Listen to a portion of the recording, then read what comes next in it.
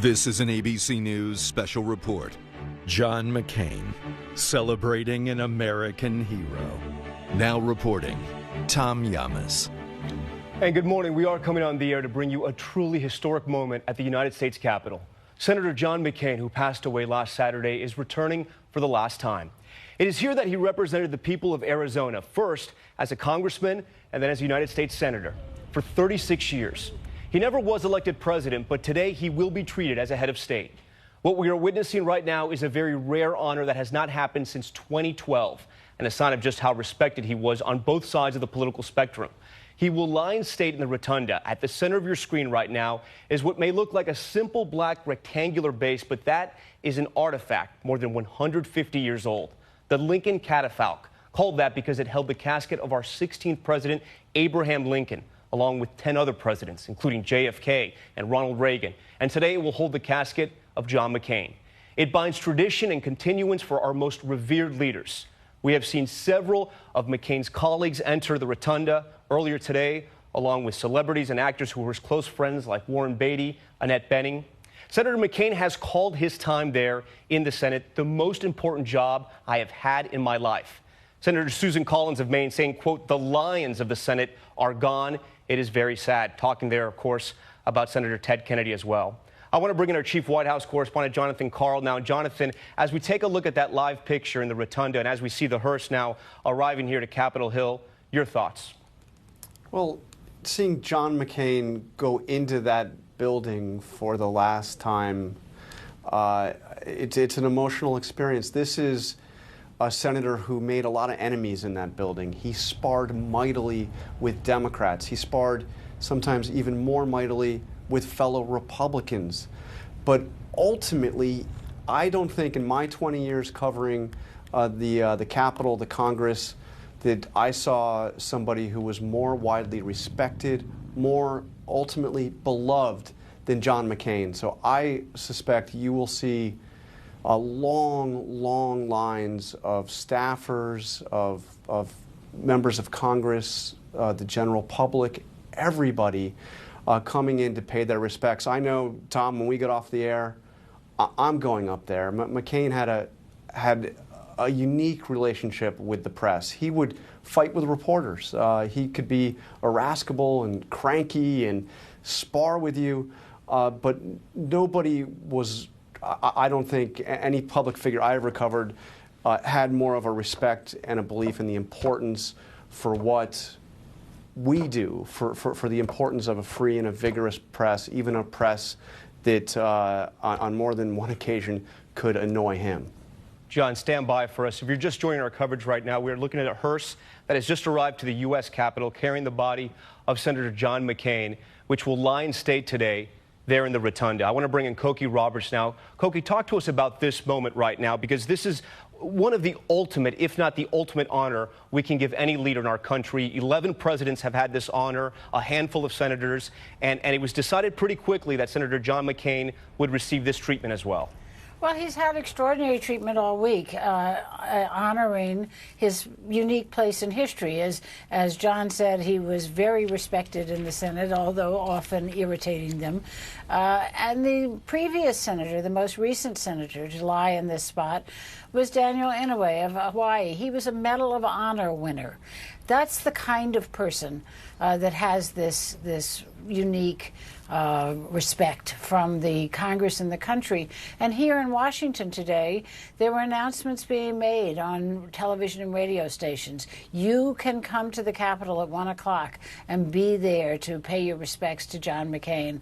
I suspect that many thousands will do that. What we've seen in the past is people who have been in the rotunda surprising the Capitol Police and the Capitol architect who runs the place with how many people come all night long.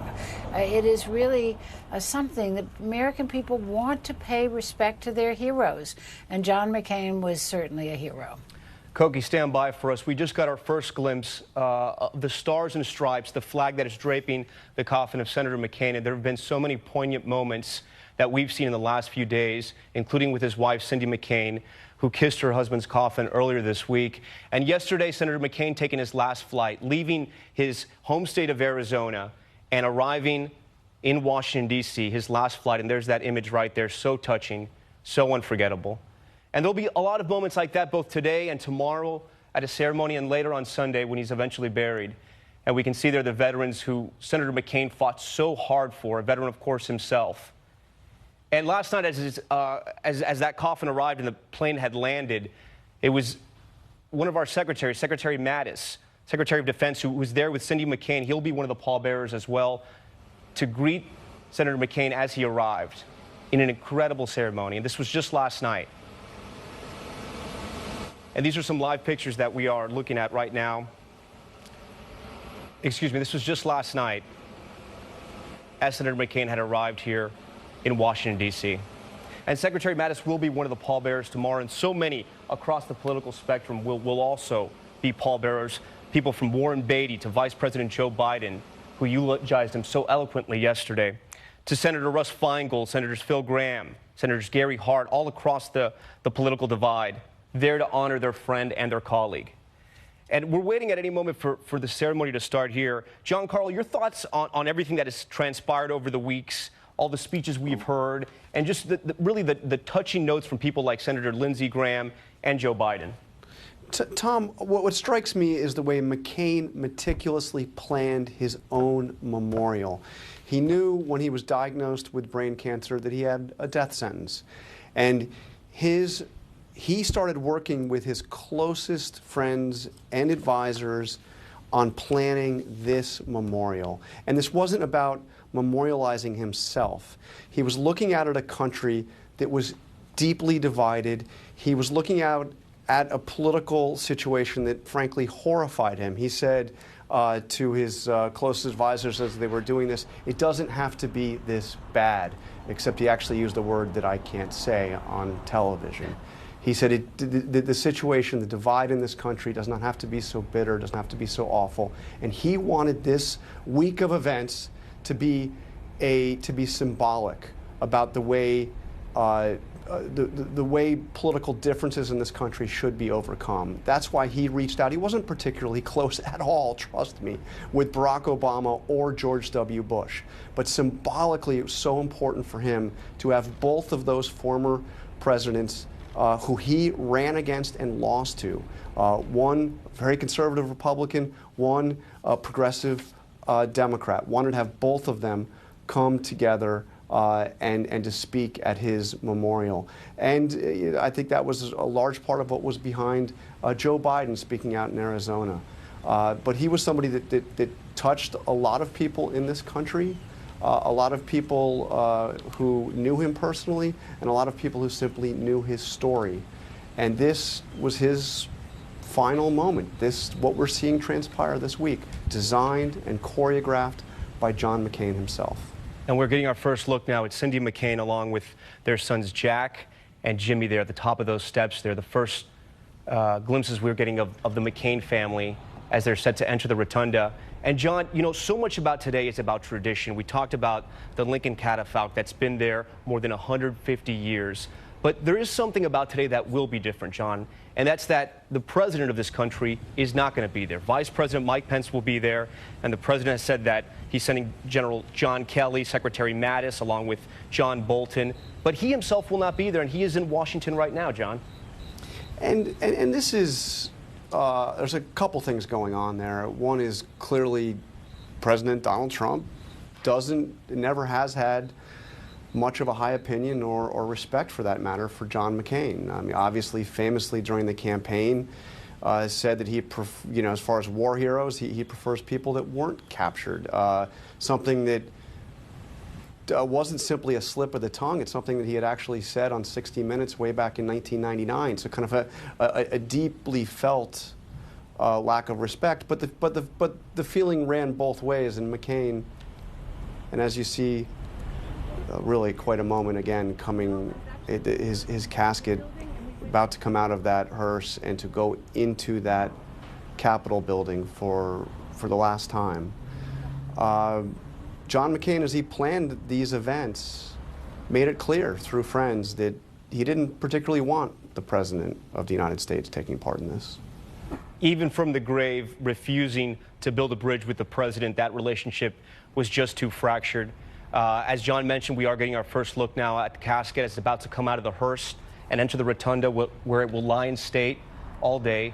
For first his family and his colleagues in the Senate and the House and some of the administration to come and pay their respects.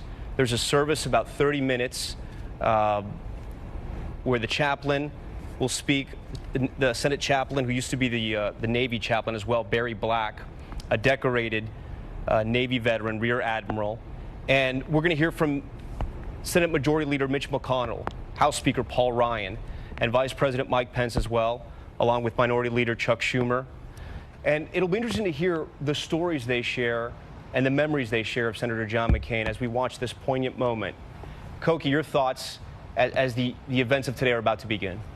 Well, this is a difficult moment. As John said, coming to the Capitol for the last time, it's also very difficult for these pallbearers carrying him up these long steps into the rotunda.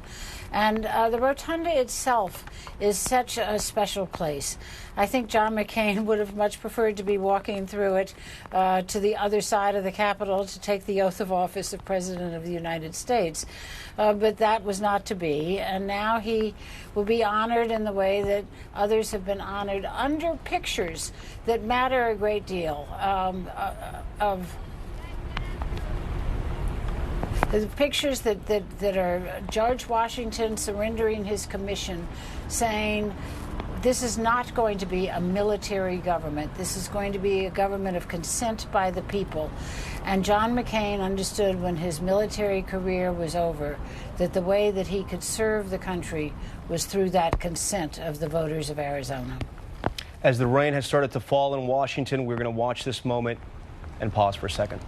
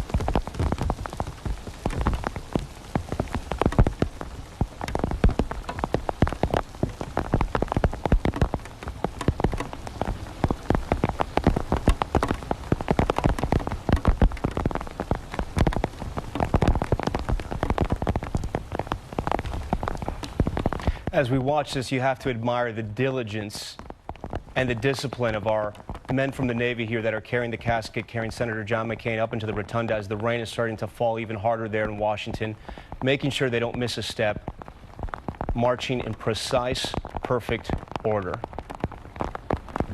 And though Senator McCain served the people of Arizona, he also served the people of this country, and in many ways, Jonathan Karl, Senator John McCain is coming home because he was so much a fixture of Washington, so much a fixture of the Capitol and the Senate floor.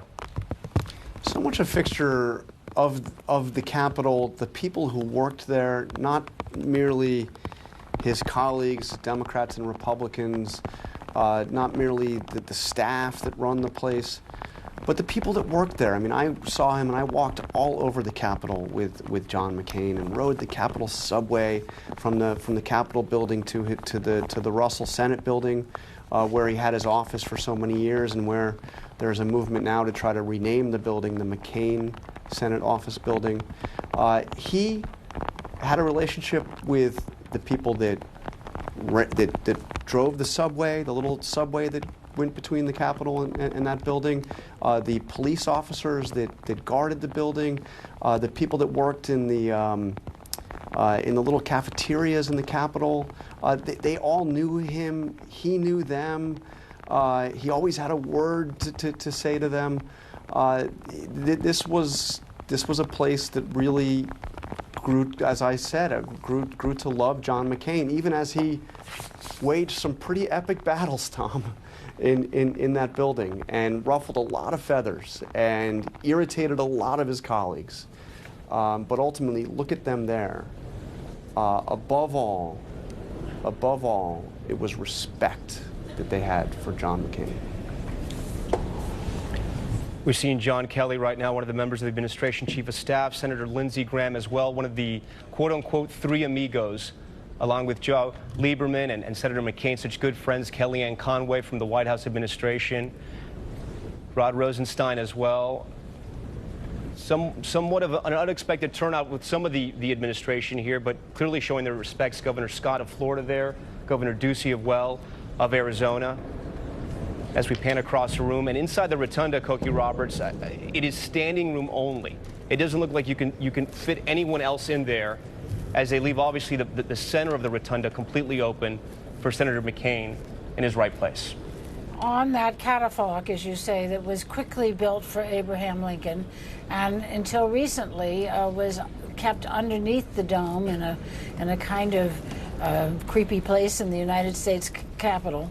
But now we have here, you see Nancy Pelosi, Connie Morella, a former Republican member of Congress, Elliot Engel, a Democratic member of Congress. Joe Crowley. There are people of, both parties really there to say goodbye. And that really shows you how McCain did cross that line. This is not a Republican event. The minority leader of the Senate, Chuck Schumer, we just saw. Here comes the family.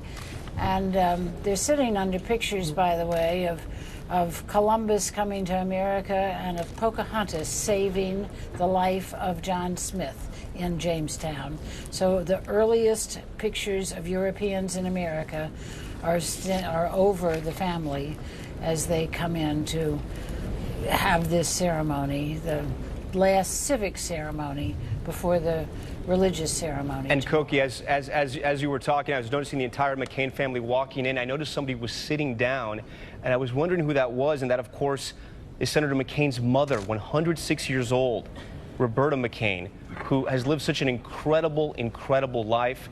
Her husband, of course, a Navy admiral. She was married to the Navy. She traveled all over the world and all over the country in service with her family. You can see her there directly in the middle of the screen, sitting down. Again, 106 years young, I should say. And she also had to withstand and stay strong while her son was in a Vietnamese prison camp for 5.5 years, and she had to endure that. And Senator McCain would always share interesting stories about her, how she went to Europe and she was too old to rent a car, so she bought a car, and how in her 90s she called them once and she was driving across the country in her 90s. But clearly somebody who is of strong character, somebody who she too has served this country and now has to witness this, no doubt a tough moment for every single person in that family, including, of course, our colleague Meghan McCain. Earlier, we saw Senator Chuck Schumer, as John had mentioned, who has suggested that they change the name of the Russell Senate building to the McCain Senate building. That, of course, will take some time. Senator McConnell has tabled that for the moment to see what happens with that. But it would be just one of many honors that they would like to memorialize Senator John McCain, and something that we could see happen in the near future. As we look at all the Democrats, some of the Democrats who have come to pay their service as well, Nancy Pelosi, Representative Joe Crowley, and others who are there. As this ceremony is set to get underway any moment now, the invocation will be given by the House Chaplain, Father Pat Conroy, and then we will hear, as I mentioned earlier, from Senators Mitch McConnell, House Speaker Paul Ryan, and Vice President Mike Pence, all set to speak about 5 to 10 minutes, probably closer to 5 minutes, to pay their respects. We'll also hear from others as well, and as I mentioned, the Chaplain of the Senate, Barry Black, will say the benediction, and he too a member of the Navy, a Rear Admiral, decorated veteran, and someone who Senator McCain knew as well. We're waiting for any moment for, as we see other senators there, Dianne Feinstein, as we make people in the crowd who are there. John Carl joining us now. John, it is a collection of all the faces we know in Washington and all the people who Senator McCain had to both work with and fight with during his time in the Senate. I'm struck thinking of a line that McCain often used. He said that he was never elected Mr. Congeniality of the Senate. He loved to fight, and in his last book, The Restless Wave, he said that his enjoyment of a fight was in inverse proportion to his chances of winning the fight. So when I look and I see these members of Congress, these senators, both parties, some of whom fought mightily with McCain, come in and show respect for somebody who, you know, McCain, and there you see Vice President Pence coming in, representing the White House at this ceremony. McCain was somebody who always seemed to be in a hurry. He never had a tough re-election. He won in Arizona. He had a little bit of a scare last time around, but ultimately he won every race by 10 points or more. He always seemed like a guy that was in a hurry. You had to kind of almost sprint to keep up with him walking through the corridors of the Capitol. He wanted to do things.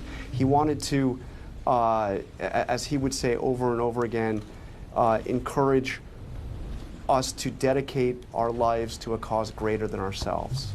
And he felt that he had survived that horrific ordeal in Vietnam. He was not going to waste his time now that he had been given this what he saw as a great honor of representing the state of Arizona in the United States Senate. He was going to make the most of it, even if that meant clashing and running a bit like a bull in a china shop in the Senate, and going up against his colleagues in both parties. He was going to get things done and fight. He loved to fight. And here they all are, his former sparring partners and friends, showing their respect. And here it is, the casket carrying Senator John McCain as it enters the rotunda, as he's about to lie in state.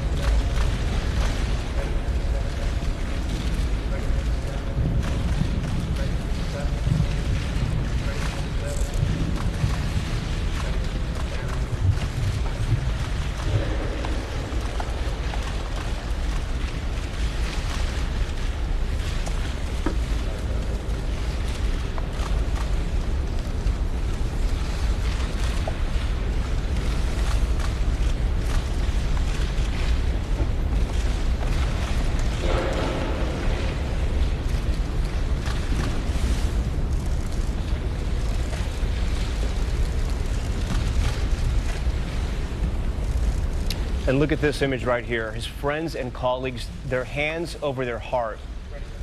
You may have disagreed with Senator McCain's politics. You may have agreed with them, but you could never doubt this man was a patriot, Cokie Roberts. That's exactly right. And looking at that lineup of Democratic and Republican senators and some of their wives was really quite striking. But this whole ceremony of the role of the military is also something that is very impressive, of course, but so appropriate for John McCain, who was, of course, not only such a hero himself in the military, but the child of the military. You see sitting in the last picture you saw, sitting in a wheelchair, Senator Tammy Duckworth, who was severely injured in the Iraq War, losing legs and an arm, and she has talked about what an inspiration John McCain was to her, and how he always reached out to her and encouraged her, even though she was a Democrat, because he understood what she had suffered. And Cokie, as we watch the Capitol Police Honor Guard take over for the Navy Honor Guard, I'm reminded of how many things happened in Senator John McCain's life for this moment right here to have not happened. He graduated at the bottom of his class at the Naval Academy. He loved to talk about, shot down, wanted to command an aircraft carrier. It didn't happen. He got into politics, and he led an incredible life. Let's listen in. We give you thanks, Almighty God, for the appearance among us of great men and women who serve as inspirations for all Americans to be their best in service to God, country, and neighbor. This day, we honor a true American hero, Senator John McCain. He dedicated his entire life to public service as a vocation, first in the military and then in elected office. He placed himself directly in harm's way during the Vietnam War, and his great sacrifice of personal freedom is well known. As a senator, he served with honesty and integrity, working both with those with whom he agreed and many with whom he did not. His willingness to speak the truth as he understood it, even when it was not politically expedient to do so, proved to be a rare phenomenon. For that reason, it was all the more precious. As we continue this celebration of honor, grant that all who attend to these proceedings might transcend smallness and limitation and emerge as people desirous of being our best selves in service to all our brothers and sisters, as you might call each of us to be. Dear Lord, thank you for inspiring such greatness in Senator John McCain, and continue to bless the United States of America. Amen.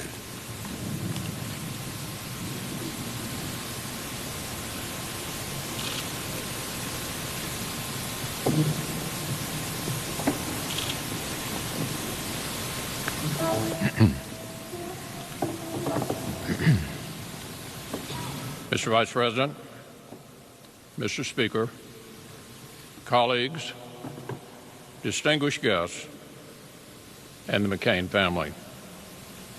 It's an honor to welcome you this morning. We gather to recognize a great loss and celebrate a great life.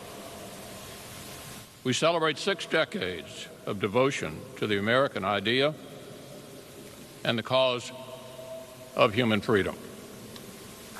Generations of Americans will continue to marvel at the man who lies before us. The cocky, handsome naval aviator who barely scraped through school and then fought for freedom in the skies, who witnessed to our highest values even through terrible torture, and who became a generational leader in the United States Senate, where our nation airs its great debates. Now, airing our great debates is a gentle way to describe how John approached the work of a senator. I've long joked that his guards at the Hanoi Hilton probably needed group therapy after John was finished with them. Well, let's just say there were times when some of his Senate colleagues were tempted to form a support group of our own.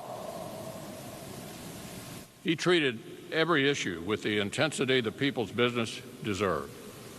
He would fight tooth and nail for his vision of the common good. Depending on the issue, you knew John would either be your staunchest ally or your most stubborn opponent.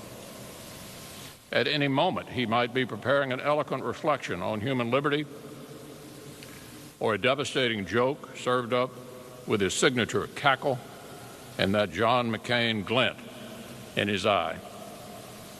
He had America's fighting spirit, our noble idealism, our solemn patriotism, and our slightly irreverent streak all rolled into one.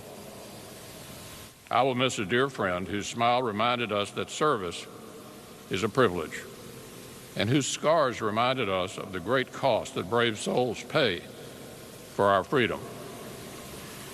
John felt like family, but of course, it is Cindy and Roberta and Joe and Doug, Andy, Sydney, Megan, Jack, Jimmy, and Bridget who could truly call this man their own.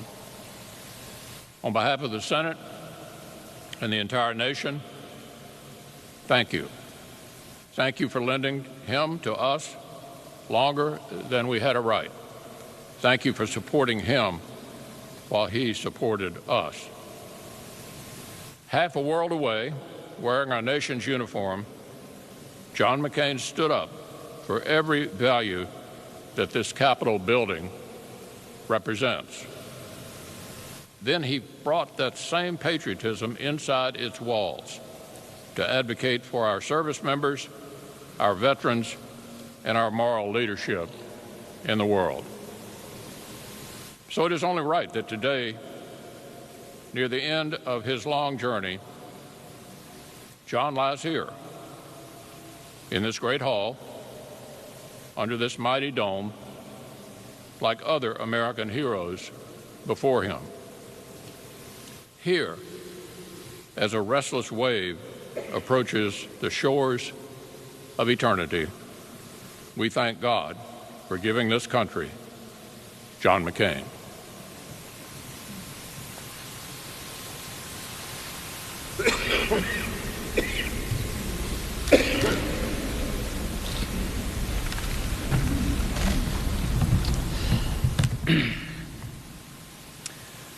On behalf of a grateful nation and on behalf of Congress, I want to begin by giving thanks to the McCain family for your many years of service to our country. We share your anguish in losing this great man. Rarely does this glorious rotunda fall silent at this hour. On a day like this, John would usually be bounding this way or that way, right through here, visitors turning to each other, asking if that's who they think it is. But in this quiet hour, we are left to ponder how his life speaks to us. John McCain deserves to be remembered as he wished to be remembered. A patriot who served his country. A man, yes, of the Senate, but also a man of the House. A Navy man, a family man. A man who made an enormous difference in the lives of countless people. A man of conviction. A man of state. There's a line from his farewell statement that really just grabbed me. Our identities and sense of worth are not circumscribed but enlarged by serving good causes bigger than ourselves. That's John McCain. How fitting and how true. What stands out about John McCain is what he stood for. The rich blessings that only freedom can bestow. The sense of purpose that a battle joined can bring. The common humanity that burns in each of our hearts. Hemingway once wrote, "The world breaks everyone, and afterward, many are strong at the broken places." No one was stronger at the broken places than John McCain. The brokenness was his ballast. He never lost the joy that time can dull, or the edge that political life so often sands away. I myself from time to time, found myself on the receiving end of John's distinct brand of candor. Happily so. I remember thinking more than once, yeah, he really does talk like a sailor. But you see, with John, it was never feigned disagreement. The man didn't feign anything. He just relished the fight. He showed us that in the arena, the honest back and forth, that's where the cause gets bigger. That's where the triumph is all the sweeter. We get stronger at the broken places. Though the highest office eluded him, he attained what is far more enduring: the abiding affection of his fellow citizens, and an example for future generations. So I think ahead now. I think ahead to the day when I, like so many, will bring my own children, and perhaps their children, to that hallowed lawn in Annapolis. I think about that. I think about what I might say to them. This is one of the bravest souls our nation has ever produced. However you choose to do your part, I hope you do it the way he did, with energy and urgency, playing for keeps, never back on your heels, never letting principle yield to expedience, resisting the false allure of the fleeting, and battening down the hatches when things get rough, and always, always having a really good story to tell. Today, our nation bows in grief. But here, under the work of Brumidi, and in the gaze of the greats, where soldiers known and unknown have laid before, we have this beautiful thing, the chance to do for this man what he did for us: to stand up and to embrace the cause of his life. No one of us can fulfill this charge, but all of us sure can try. Because all of this, it's worth fighting for. God bless John McCain. And God bless the country he so dearly loved.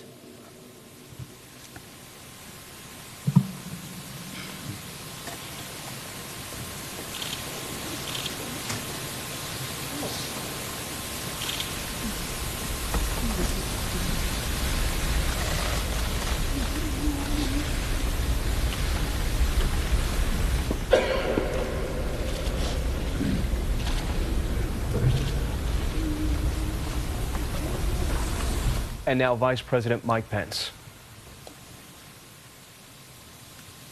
Leader McConnell, Speaker Ryan, Leader Schumer, Leader Pelosi, distinguished members of Congress, members of the Cabinet, members of our armed forces, and honored guests, and most of all,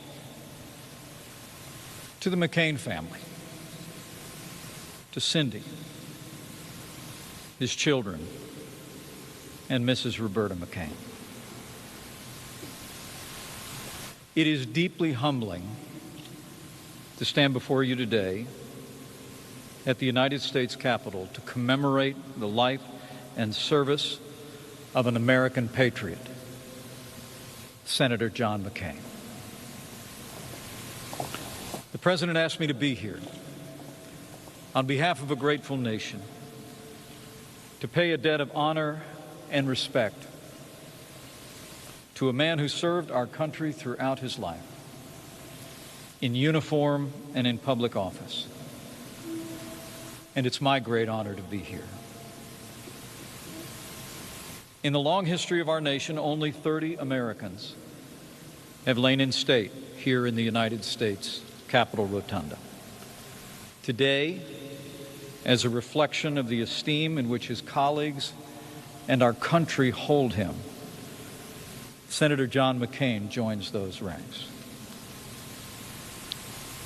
The son and the grandson of four-star admirals, John came from a family that prized military service.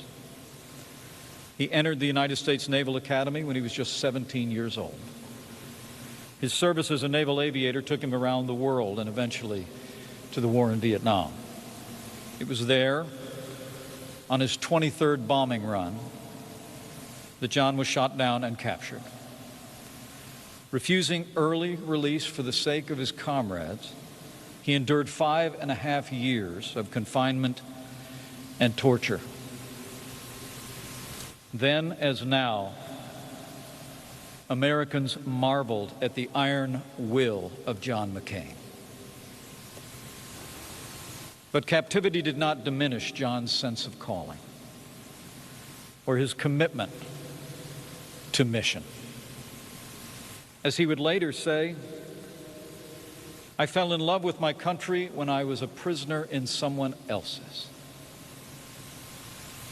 And after he made it home, John traded service in the uniform of the United States for service in Congress, exchanging the rank of captain for congressman and later senator. For 35 years, John served in these very halls, under this very dome. And he fought for what he believed in. In my years in Congress and as vice president, we didn't always agree either. And he almost always noticed. But his support for limited government, for tax reform, and support for our armed forces surely left our nation more prosperous and more secure, and he will be missed. As President Trump said yesterday, we respect his service to the country. Like many of you gathered here, I also had the privilege of traveling with Senator McCain to visit our troops overseas. Earlier this week, I told Cindy of a time on a trip through Iraq. After another 18-hour day, when I was literally falling asleep in the middle of a dinner with Iraqi officials. After the dinner, John, who was more than 20 years older than me, walked up, put his hand on my shoulder and said, "Mike, we've got a few more meetings tonight, but why don't you turn in? You look like you could use some rest." Thanks, John. Honestly, seeing him downrange, I never traveled with a colleague who was better to our enlisted or harder on our generals. John McCain loved the men and women who served in the uniform of the United States, and he was a champion of our armed forces throughout his career. In every generation, there are those who put country first, who prize service ahead of self, who summon idealism from a cynical age. John McCain was such a man. Today, he lies in the place where he served to the last, the Congress of the United States. Soon, he will go to rest on the grounds where he served first, the United States Naval Academy. The eyes of the American people will be upon him as he goes. And so too will their prayers for him, and especially for his beloved family gathered here today. And we will pray that those who mourn shall be comforted. So we mourn with those who mourn, and we grieve with those who grieve, but we do not grieve like those who have no hope. because John McCain, like millions of Americans, held firm to that hope from an old hymn that became the title of a book he wrote some 20 years ago, Faith of Our Fathers. The full stanza of that hymn reads, "Faith of our fathers living still, in spite of dungeon, fire, and sword. Oh, how our hearts beat high with joy whene'er we hear that glorious word." John McCain held firm to that faith, the faith of his fathers, through dungeons, fire, and sword. And he held fast to his faith in America through 6 decades of service.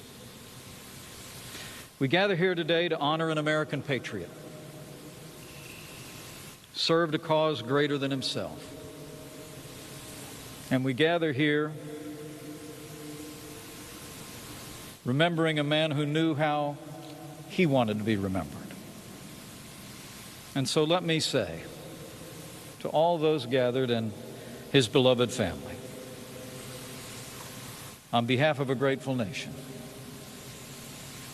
we will ever remember that John McCain served his country, and John McCain served his country honorably.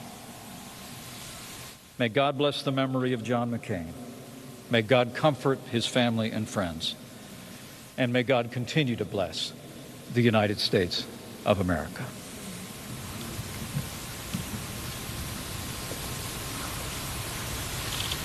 We were just listening to Vice President Mike Pence deliver his remarks at the ceremony there in the rotunda. The Vice President saying, quote, "He will be missed," and sending this message from the President: "We respect his service to the country." We now expect Senator Mitch McConnell and Senator Chuck Schumer to both together, and in a sign of bipartisanship, this is something that Senator McCain wanted. It breaks protocol. He wanted them both to lay this wreath together as a testament to his fight to sometimes compromise and work together in the Senate.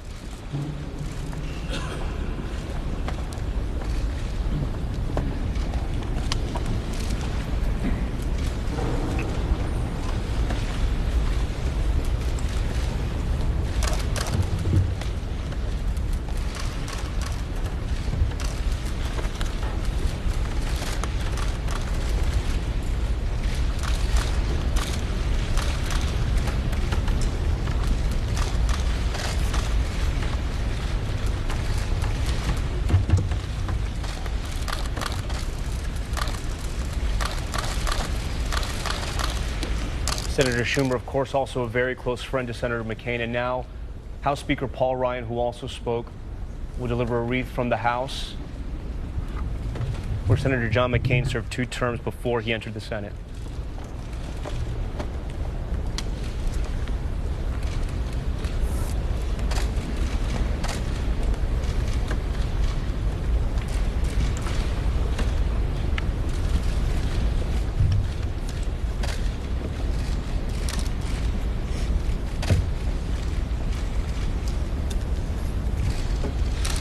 The House Minority Leader Nancy Pelosi will also be joining the House Speaker.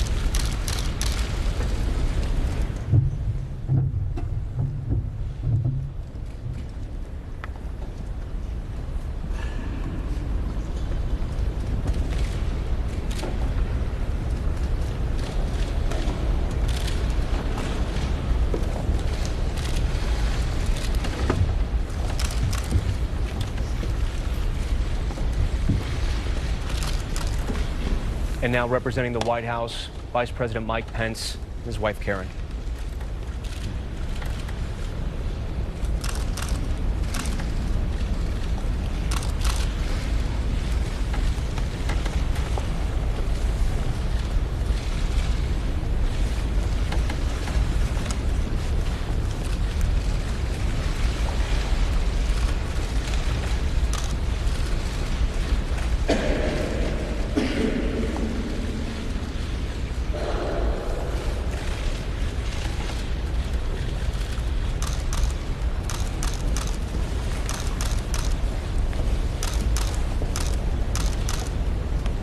I want to bring back in our Jonathan Carl and Cokie Roberts. And John, as we were watching this, I was thinking we're about to head into the Labor Day weekend for many Americans, even though there will be more ceremonies honoring Senator McCain. This may be one of the last moments they see. And what they saw was people from both sides of the aisle, Republicans and Democrats, coming together to lay down that wreath. And of course, Vice President Mike Pence, and not the president, to represent the White House. And I think, Tom, a memorial, a remembrance that John McCain would say, greater than himself. This was about something larger than John McCain. And I saw something I've never seen before. I saw Mitch McConnell choking up as he spoke about John McCain, somebody he fought with bitterly, especially on campaign finance reform, which was the signature issue for John McCain. McConnell was the guy on the other side. And to see the way he touched Mitch McConnell, you know, hardened political figure. I just want to, as a closing thought, Tom, read you something that McCain wrote at the close of his last book. He said, I've lived very well. I've been deprived of all comforts. I've been as lonely as a person can be, and I've enjoyed the company of heroes. I've suffered the deepest despair and experienced the highest exaltation. I wish all of you great adventures, good company, and lives as lucky as mine. An incredible statement. Cokie Roberts, I was struck by House Speaker Paul Ryan. In his remarks, he said we get stronger at the broken places, talking about Senator McCain, his time in that POW camp. But then he also said Senator McCain didn't win the presidency, but he will be an example of future generations, to future generations. Well, that was another broken place. And I think that that was a very eloquent testimony. And looking at this, seeing John McCain's 106-year-old mother throughout this, nothing is harder than to lose a child, no matter how old you are and how old he was. It must have been terribly painful, but also the incredible gathering there, not just of members of Congress of both parties and past members of Congress of both parties, but cabinet members, former cabinet members from several administrations, Supreme Court justices. As I looked around that room, all of officialdom of the last 30 years was really gathered in that rotunda. And now they will leave and the public will come. And that in a big way is the most fitting testimony. The American people who he served for so long and so nobly will now have their chance to come in one by one and say goodbye to John McCain. John and Cokie, our thanks to you, and our thanks to all the viewers who are witnessing this moment in history with us. As we mentioned when we started this broadcast, Senator McCain never became a president, but today he is being treated like he should, like he deserved, like a head of state. We're going to return to regular programming now. We'll have much more on World News Tonight, and please join us tomorrow morning when George Stephanopoulos leads our full coverage of the memorial service for Senator John McCain at the National Cathedral. That's going to start at 9 o'clock. As we end now with Cindy McCain looking over the casket of her husband, Senator John McCain.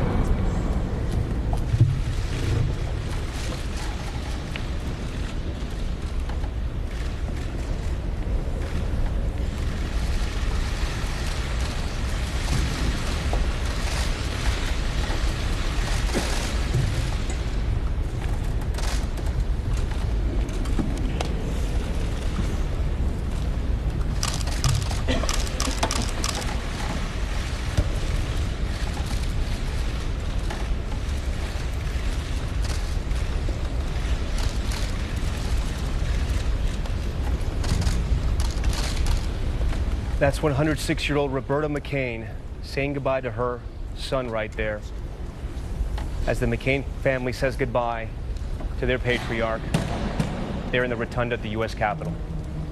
This wraps up our coverage. We'll have much more on World News tonight. We thank you for witnessing this moment with us. I'm Tom Yamas. Have a great day.